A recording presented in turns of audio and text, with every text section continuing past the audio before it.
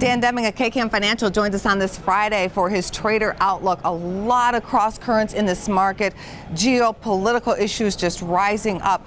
Do you feel a sense that the smart money is starting to move in toward maybe a war kind of a trade or a protection trade? What do you think here? Well, I think there's two schools of thought, Angie. So, I mean, there definitely is money moving towards what you would be considered more of a safe haven type of environment, particularly you look at gold. You also because the dollar, the uncertainty and the value of the dollar moving forward with the pending Fed rate cut potentially.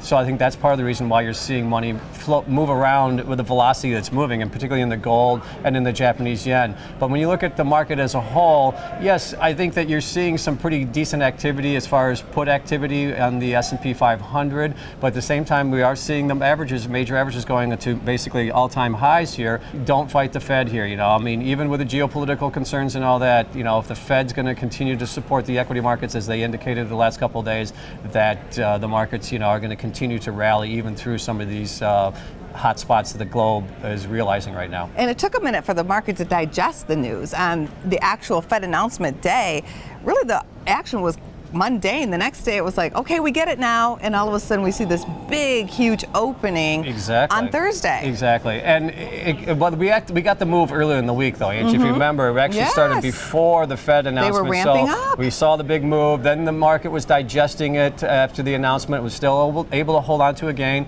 And then, then we saw the reaction last Friday initially with the big run out. Ultimately, the underlying foundation of this market is the central banks and the global initiatives that are being undertaken by a lot of these central banks. And so I think that's why you're seeing the equity markets continue to benefit, even though you would expect that there are potential areas for, some headline risk. Stay on your toes. Absolutely. Lots happening. Yeah, lots of movement right now, lots of volatility.